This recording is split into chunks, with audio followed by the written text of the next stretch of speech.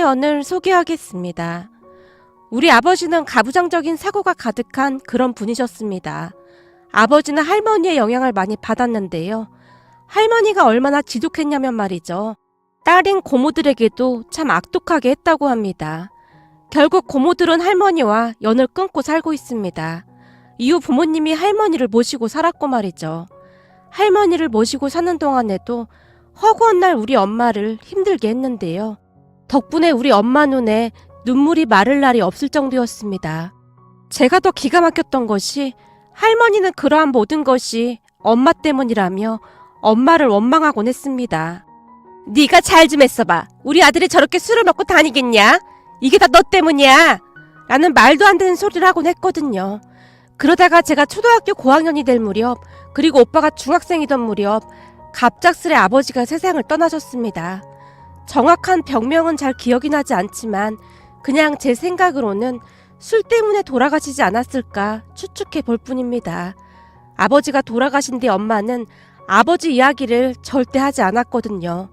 하지만 할머니는 아버지가 돌아가신 게 엄마 때문이라며 몇 날 며칠 동안 엄마에게 소리를 질러댔어요.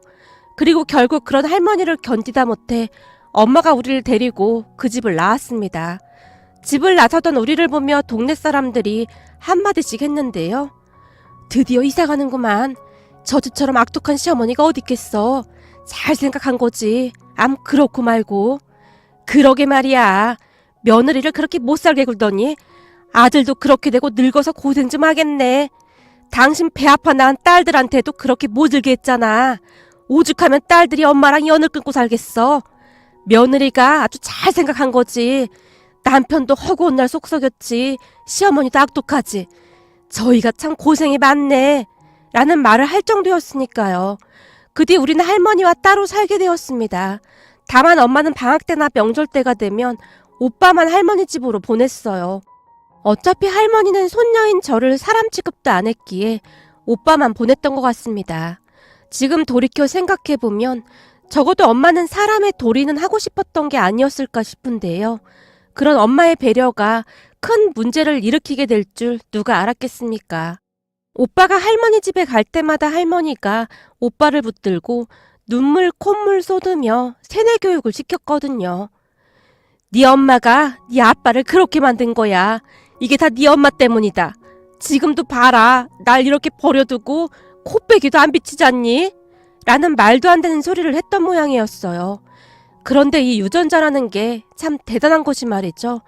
오빠가 아빠를 외모뿐만 아니라 성격까지 그대로 닮았습니다. 거기다 허구한 날 할머니가 엄마의 험담을 했기에 점점 더 아빠의 모습을 닮아간 건 아니었을까 싶습니다. 사춘기가 되면서부터 오빠가 정말 많이 변해갔거든요. 엄마한테 소리를 지르는 건 아무것도 아니었고 하물며 힘들게 돈을 버는 엄마를 원망까지 했습니다. 엄마 때문에 아빠가 그렇게 된 거잖아. 아빠만 있었으면 우리가 이렇게 힘들게 살진 않았을 거야. 할머니도 저렇게 혼자 두고 이게 다 엄마 때문이야.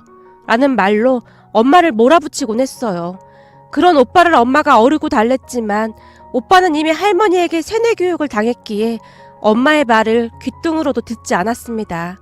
그렇게 오빠는 고등학교를 졸업하고 전문대학 기계 관련 학과에 들어갔어요. 고등학교를 다니면서도 어찌나 속을 삭혔던지 엄마가 정화수를 떠놓고 기도를 드릴 정도였습니다.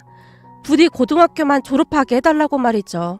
그랬던 오빠가 전문대학에 들어갔으니 엄마가 기뻐한 건 말할 것도 없었고요. 엄마는 닥치는 대로 일을 하면서 우리 둘을 대학까지 보냈습니다. 우리 뒷바라지를 하느라 엄마가 고생한 걸 생각하면 지금도 눈물이 앞을 가리네요. 거기다 시시때때로 할머니까지 전화해서 엄마를 힘들게 했거든요. 그러다 할머니가 건강이 많이 안 좋아져서 병원에 입원을 하게 되었고 간병할 사람이 아무도 없었기에 결국 엄마가 간병까지 하셔야 했어요. 할머니한테 질릴 대로 질린 고모들이 들은 척도 하지 않았거든요. 제가 간병인을 고용하겠다고 했지만 엄마가 그런 저를 말렸어요. 의사 말 들어보니 얼마 못 사신다고 하더구나. 살면서 사이가 좋았던 건 아니지만 그래도 같이 산 정이 있으니 엄마가 하는 게 맞아. 고모들도 나 몰라라는데 엄마가 왜 사서 고생하냔 말이야. 그래도 그런 게 아니야. 이것도 다 내 업보가 아닌가 싶다. 엄만 괜찮으니까 신경 쓰지 마. 라는 말을 할 뿐이었어요. 그렇게 몇 달 뒤 할머니는 돌아가셨습니다. 우리 셋이 장례를 치렀는데 역시나 고모들은 찾아오지도 않았어요. 나중에 고모들이 엄마한테 감사하다며 돈을 모아서 가지고 왔을 뿐이었어요. 고모들이 엄마한테는 정말 잘했거든요. 그러한 모습을 보며 도대체가 할머니가 어떻게 했길래 다들 저리도 학을 떼는 걸까? 라는 생각까지 들었습니다. 하긴 우리 엄마한테 하는 걸 보면 충분히 그럴 수도 있었겠다라는 생각이 들기도 했지만요. 그 뒤 엄마는 할머니가 살던 집을 수리해서 살게 되었습니다. 할머니가 유일하게 엄마에게 남긴 재산이었다고 해야 할까요? 그곳이 바닷가 근처 마을이었기에 엄마가 살기에 조용하고 좋았거든요. 그렇게 시간이 흘렀고 엄마는 그곳에서 나름 만족하고 살고 계십니다.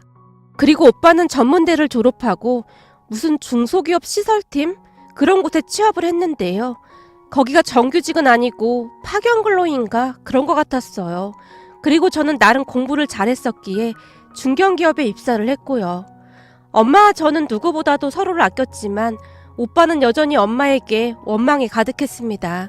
그래서 엄마를 만날 때마다 말도 함부로 하고 행동도 거칠게 하곤 했습니다. 저는 그러한 오빠가 그렇게 미울 수가 없었어요. 아무리 철이 없어도 그렇지 평생토록 고생만 한 엄마에게 어쩌면 그럴 수가 있는 것인지 이해할 수가 없었거든요.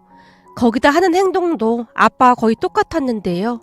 어쩜 술만 마시면 행패 부리는 것까지 똑같이 닮았던지 얼굴 마주치는 것 자체가 끔찍하기만 했습니다. 그랬기에 우리 둘은 만나기만 하면 으르렁대고 싸우기 바빴어요. 오빠는 제가 나름 괜찮은 대학을 졸업한 걸 영 못마땅해 했는데요. 오빠가 전문대학을 나와서 제가 오빠를 무시한다고 생각하곤 했거든요. 이런저런 이유로 우리는 되도록이면 얼굴 마주치지 않으려고 노력까지 할 정도였어요. 그러던 어느 날 엄마한테 미리 연락하지 않고 집에 내려가다가 거의 집에 도착할 무렵 엄마한테 전화를 했습니다. 엄마, 나 지금 내려가고 있는데 혹시 뭐 먹고 싶은 거 있어? 뭐? 지금 내려온다고? 먹고 싶은 건 없는데 그나저나 잘 됐다. 그렇잖아도 너한테 연락해야 하나 고민하고 있었는데. 왜? 무슨 일 있어? 엄마 어디 아픈 거야? 아니야, 그게 아니라 네 오빠가 여기 바닷가 근처 무슨 펜션에 놀러 왔다잖니? 그래서 엄마가 업 한 장 가서 대게 사다가 지금 찌고 있거든. 대게가 어찌나 실하고 신선한지. 그렇잖아도 네가 생각났거든. 우리 딸이 대게를 참 좋아하잖아. 놀러 왔으면 그냥 사 먹던지 하지. 꼭 엄마 힘들게 그런 걸 시키더라. 누구? 친구들이랑 왔대? 그게 말이야. 결혼할 여자랑 같이 왔다고 하더구나. 뭐? 결혼할 여자? 그럼 엄마한테 인사를 와야지. 대게를 쪄서 펜션으로 가지고 오라고 했단 말이야? 그게 뭐가 중요해. 그나저나 넌 지금 어디야? 나 한 20분쯤 후면 도착할 것 같아. 잘 됐네. 그럼 너랑 같이 가서 보면 되겠다. 제가 내려간다는 말에 엄마의 목소리가 밝아져 있었어요. 허구한 날 오빠와 부딪히기만 했기에 엄마도 오빠를 많이 불편해했거든요. 거기다 여자친구까지 데리고 왔다고 했으니 엄마 입장에서는 더욱 그랬던 것 같습니다. 그렇게 제가 집에 도착해서 잘 쪄진 대게를 가지고 엄마와 함께 오빠가 말한 펜션으로 출발했어요. 뭘 이렇게나 많이 쪘어. 그리고 내가 안 내려왔음 이 무거운 걸 어떻게 들고 가려고 했어? 그냥 택시 타고 가면 되는데 뭐. 그리고 네 오빠 여자친구가 이 대게를 그렇게나 좋아한다잖니? 참 지질이도 궁상이다. 여기까지 와서 그냥 사 먹지 꼭 이렇게까지 해야 하나? 하는 짓을 보니 보나마나 둘이 똑같은 것 같네. 하긴 뭐 그런 개차반 성격을 어느 여자가 받아주겠어? 똑같은 인간을 만나야 서로 편하겠지. 아무리 그래도 오빠한테 말버릇이 그게 뭐야. 오빠랑 결혼할 사람이라고 하는데 말 조심해. 엄마는 참 속도 좋네. 엄마가 이러니까 오빠가 더 그러는 거 아니야. 잘못을 하면 혼쭐을 내줘야지. 오냐오냐 하니까 더 그런 거잖아. 제가 짜증스럽게 말을 했지만 엄마는 그저 입을 꾹 다물고 있을 뿐이었어요. 그런데 그날 우리에게 어마어마한 일이 일어날 줄 누가 알았겠습니까? 저는 아직도 그날 일을 절대 잊지 못한답니다. 우선 펜션에 도착해서 엄마가 오빠에게 전화를 했는데요. 엄마의 전화를 받자마자 오빠가 밖으로 뛰어나왔습니다. 너도 왔냐? 네가 웬일이냐? 어쩌다 보니 오늘 내려왔네. 오빠가 엄마한테 대게를 쪄오라고 했다더라. 그래서 이거 갖다 주느라고 같이 왔어. 뭐해? 들지 않고. 엄마가 큰 통에 게를 담아왔기에 엄마가 들고 있던 통을 빼앗다시피 해서 오빠에게 주려고 했는데요. 여기까지 들고 왔으면 그냥 가지고 안으로 들어오면 되지. 뭘 또 나한테 주려고 그래? 남자가 가오상하게 그런 거 어떻게 들어? 그냥 가지고 들어와. 뭐? 오빠 말 다 했어? 엄마는 꼭두 새벽부터 아들 주려고 업한장 가서 대게 사서 쪄서 여기까지 가지고 왔는데 너무한 거 아니야? 괜찮아. 그냥 엄마가 들을 테니 제발 좀 싸우지 마. 엄마가 간절한 표정으로 저를 바라봤어요. 결국 제가 크게 숨을 들이마신 뒤 오빠들을 따라 들어갔습니다. 들어간 펜션에서는 요리를 하는 것인지 찌개 냄새와 고기 굽는 냄새가 진동을 했는데요. 그곳에서 오빠 여자친구를 처음으로 봤습니다. 역시나 그나물의 그 밥이라고 오빠 여자친구 역시 정상인은 아닌 듯 해 보였습니다. 우리를 보자마자 고개를 까딱하더니 오빠를 보며 한마디를 했거든요. 뭐야, 오빠네 엄마 혼자 있다며? 쟨 누구야? 쟤는 내 동생인데 신경 쓰지 마. 오늘 갑자기 내려온 모양이야. 그럼 내가 오빠 여자친구인데 나보고 깍듯이 인사를 해야 하는 거 아니야?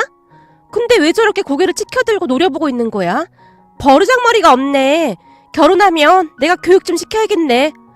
오빠 여친이 기분 나쁜 듯 툴툴거리며 말했어요. 그렇네. 야, 너 얼른 인사 안 하고 뭐해? 우리 결혼하면 너한테는 새언니가 될 거니까 앞으로 깍듯이 모셔. 그 말에 제가 오빠 여친 행동을 그대로 따라서 고개만 까딱했어요. 자기야, 봤어? 나한테 고개만 까딱하는 거. 그러는 그쪽도 우리 엄마한테 고개만 까딱했잖아요? 전 그대로 따라한 거밖에 없는데요? 야, 그만해, 그만. 엄마, 그나저나 살 많이 있는 실한 걸로 쪄온 거 맞지? 오빠가 여친과 제 눈치를 보면서 급히 말을 돌렸어요. 그럼 엄마가 몇 번이나 확인했는데 아주 실해 보이더구나. 우리 다인이 배고프겠다. 엄마, 얼른 걔 살 좀 발라봐. 그래, 엄마가 얼른 발라줄 테니까 잠깐만 기다려봐. 엄마가 집에서 준비해온 것들을 주섬주섬 꺼내기 시작했어요. 가위, 비닐장갑 등을 말이죠. 그리고 아주 능숙능란하게 게 껍질을 까서는 접시에 담았는데요. 다인아, 배고프지? 얼른 먹어. 너 이거 무지 좋아하잖아. 자기가 먹여줘. 나 손에 붙는 거 질색이란 말이야. 오빠 여친이 콧소리까지 내며 말했습니다. 그 순간 제가 한마디 하려고 입을 움찔거리고 있었지만 엄마가 그런 저를 말리듯 제 손을 잡았습니다. 그리곤 제가 크게 숨을 몰아쉬며 뒤를 돌아버렸어요. 하지만 생각에 있는 것인지 없는 것인지 오빠라는 인간이 다시 엄마에게 신경질적으로 말했습니다. 엄마, 이거 잘 보고 산 거 맞아? 내가 잘 보고 샀는데? 잘 보고 사긴 뭘 잘 보고 사. 살이 하나도 없구만. 이러니까 우리 다인이가 먹을 게 없잖아. 그렇니? 미안하구나. 내가 잘 보고 산다고 했는데 왜 이런 건지 모르겠네. 엄마가 당황해서 어쩔 줄을 몰라 하고 있었고 오빠가 더욱 짜증스러운 목소리로 엄마에게 쏘아붙였습니다. 됐으니까 그 게딱지에 밥 좀 맛있게 비벼봐. 엄마 그거 잘하잖아. 알았어. 그럼 내가 김가루 뿌려서 잘 비벼줄 테니까 잠깐만 기다려. 엄마가 게딱지를 들고는 국물에 밥을 잘 버무려서 김까지 뿌려대고 있었는데요. 그 모습을 보고 있는데 어찌나 우라통이 치밀어 오르던지 그냥 밥상을 확 엎어버리고 저 인간 둘을 아작내버릴까 하는 생각까지 들었습니다. 그런데 그 와중에도 아무렇지도 않게 게딱지에 밥을 비비고 있는 엄마를 보며 제 속이 더 뒤집어졌고요. 그 모습을 보며 결국 제 눈이 뒤집어지고 말았는데요. 이번 참에 저 인간 싸다구를 날려버리고 아예 인연을 끊고 살아야겠구나 라는 생각만 가득했거든요. 그렇게 제가 주먹을 움켜쥔 채 몸을 부들부들 떨고 있었는데요. 순간 전화 한 통이 걸려왔습니다. 전화기 안에서는 이모의 호탕한 목소리가 들려왔어요. 제가 집에 내려오던 길에 이모한테도 전화를 했었거든요. 이모와 이모부는 쭉 서울에 사시다가 몇 년 전쯤 엄마 집 가까이로 내려오셔서 멋진 전원주택을 짓고 살고 계셨거든요. 두 분은 재산이 꽤 많은 편이었어요. 그랬기에 공기 좋고 풍경 좋은 곳에서 노후를 만끽하고 계십니다. 제가 엄마 집에 내려오는 날이면 이모와 이모부까지 모두 모여서 삼겹살 파티를 하곤 했기에 내려오면서 이모한테 전화를 했었거든요. 너 아직 안 내려왔어? 어디야? 하도 연락이 없길래 걱정돼서 네 엄마 집에 왔는데 엄마도 없네? 아, 이모, 그게 말이지? 라고 말을 하던 제 머릿속에 번뜩하고 뭔가가 스치고 지나갔습니다. 이 상황을 단박에 끝내버릴 수 있는 유일한 방법이 생각이 났거든요. 우리 이모를 잠시 소개하자면 우리 이모를 아는 사람들은 이모를 보며 다음과 같이 말하곤 한답니다. 저승사자가 왔다가 이모한테 양 싸다고 맞고 울고 도망갈 거라고 말이죠. 그러니까 한마디로 불의를 보면 절대 못 참는 그런 성격이에요. 그렇게 저는 잠시 자리를 이동해서 이모에게 말을 하기 시작했어요. 이모, 사실 말이야. 여기 바닷가 근처 땡땡 펜션인데 오빠가 여자친구를 데리고 왔더라고. 그래서 잠깐 여기 들렀는데 이모도 잠깐 올 수 있어? 오빠가 첫 여친을 데리고 왔는데 궁금하지 않아? 난 이모가 꼭 왔으면 좋겠는데. 그래? 알았어. 그럼 지금 이모부랑 거기로 출발할게. 땡땡 펜션이라고 했지? 라며 이모가 전화를 끊었는데요. 제가 조용히 쾌재를 불렀습니다. 그리곤 제가 엄마 옆에 자리를 잡고 앉았어요. 엄마 집에서 펜션까지는 먼 거리가 아니었기에 두 분이 곧 펜션에 도착을 했고 제게 다시 전화를 걸어왔습니다. 이모, 나 지금 나갈게. 뭐? 이모? 언니가 여기로 왔어? 엄마가 놀라서 제게 물었어요. 오빠가 처음으로 여자친구를 데리고 왔는데 이모도 봐야 할 것 같아서 내가 여기 알려줬어. 그런데 그 순간 오빠가 마구마구 소리를 질러댔어요. 야, 누가 네 맘대로 이모 부르라고 했어. 우리가 여기 쉬러 왔지. 가족 모임하러 온 줄 알아?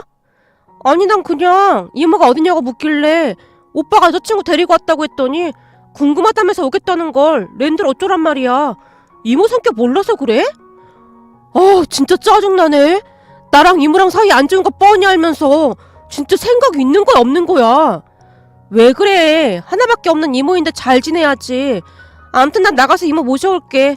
라며 제가 후다닥 일어나서는 이모가 있는 곳으로 갔어요. 저를 보자마자 이모와 이모부가 아주 반갑게 맞아주셨는데요. 우린 네가 하도 연락이 없어서 무슨 사고라도 난 줄 알았잖니. 나도 오늘 내려오다 들었거든. 조금 놀라서 깜빡했네. 근데 날 여기까지 부른 거 보니 네 오빠 여자친구도 만만치가 않은가 보구나. 역시 우리 이모 눈치 하나는 빠르다니까. 그렇게 제가 오빠와 오빠 여친의 만행을 이모에게 다 일러 바쳤습니다. 잠시 제 말을 듣던 이모의 눈에서는 금방이라도 레이저가 뿜어져 나올 것 같았는데요.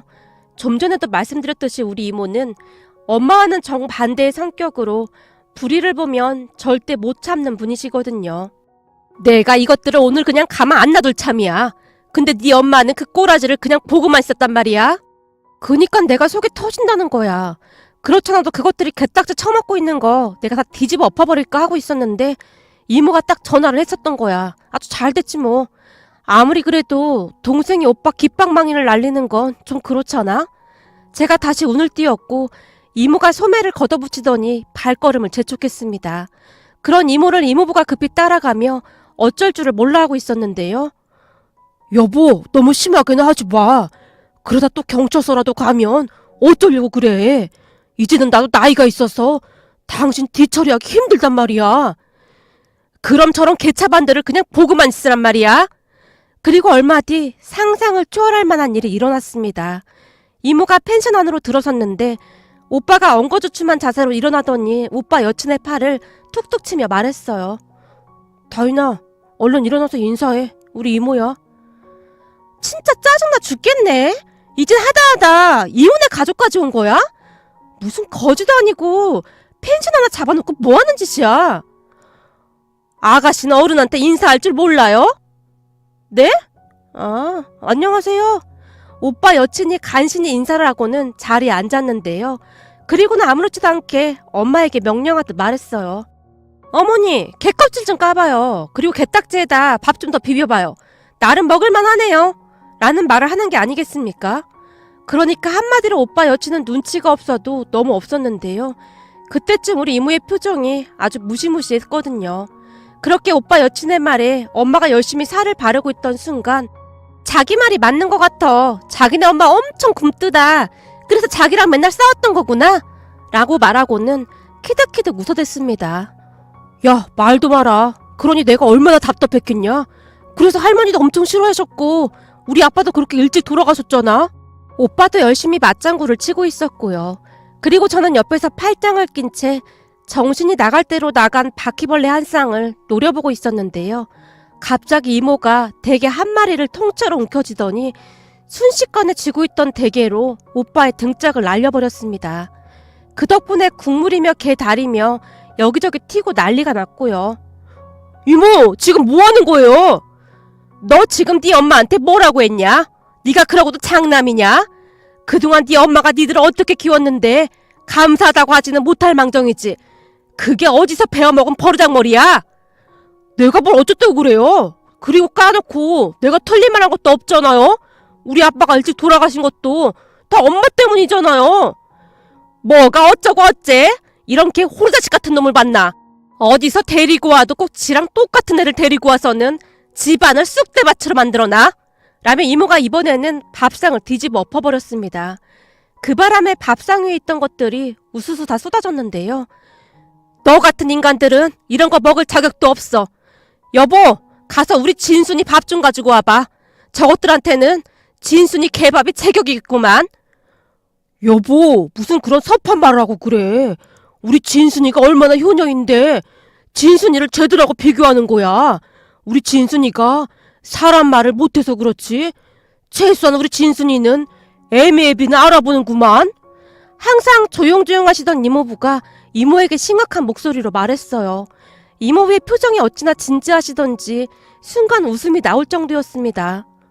그렇네. 니들한테는 우리 진순이 밥도 아깝다 아까워. 근데 만나도 어쩜 이렇게 똑같은 것들끼리 만났을까나. 이런 개만도 못한 것들아. 이모의 목소리가 어찌나 크던지 저조차도 오금이 저릴 정도였어요. 하지만 오빠 여친 또한 만만치 않았는데요. 자기야, 이 사람들 진짜 미친 거 아니야? 당장 여기서 나가라고 해. 이게 어디서 어른 앞에서 모가지를 빳빳이 쳐들고 주댕이를 나불대고 있어.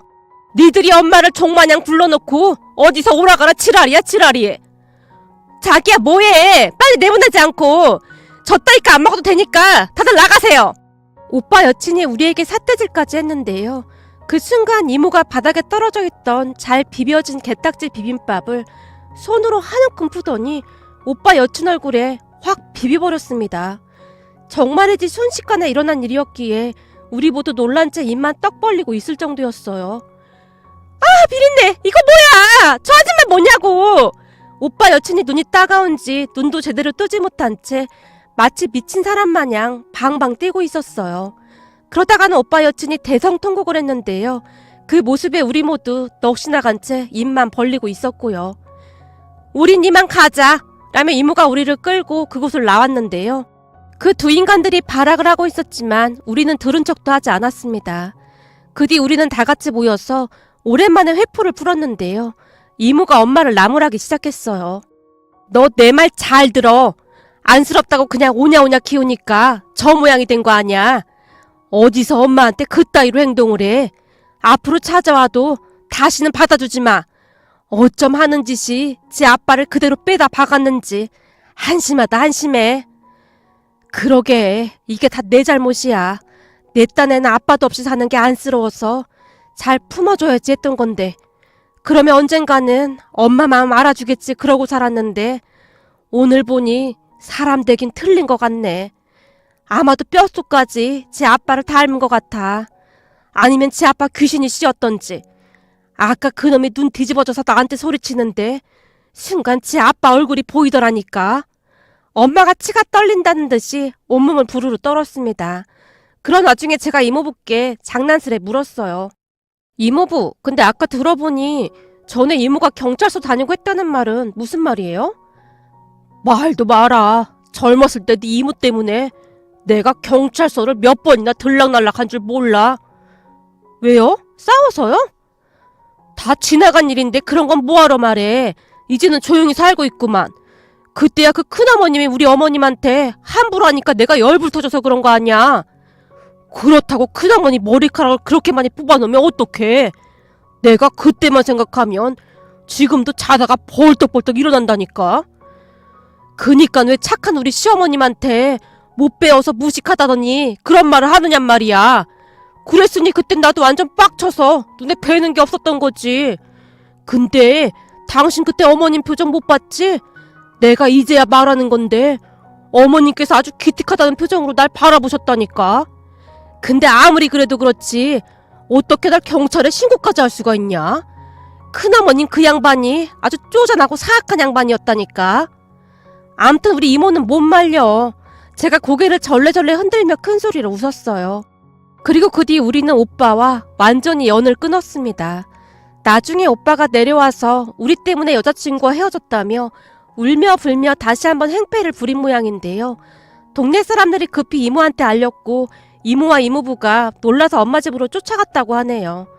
그런데 엄마가 무시무시한 표정으로 마당에 있던 쌀이 빗자루를 들더니 오빠를 사정없이 내리쳐서 내쫓아버렸다고 합니다. 아마도 엄마는 독해지기로 단단히 마음먹은 모양인지 그 어느 때보다 단호해 보였다고 하네요. 그런 엄마를 보며 오빠의 얼굴이 새파랗게 질려 있었다는데요. 갑작스레 너무나 변해버린 엄마 때문에 오빠가 혼비백산한 모양이었어요. 급히 주랭랑을 쳤다고 하네요. 가끔 저한테 전화를 하고 있지만 저는 절대 전화를 받고 있지 않답니다. 이런저런 사연들을 들어보니 사람 본성은 절대 바뀌지 않는다고 하더라고요. 그 본성이 어디 가겠습니까? 앞으로는 그냥 엄마랑 둘이 행복하게 살 생각입니다. 오늘의 사연은 여기까지였습니다. 즐겁게 보셨다면 구독, 좋아요 부탁드립니다. 고맙습니다.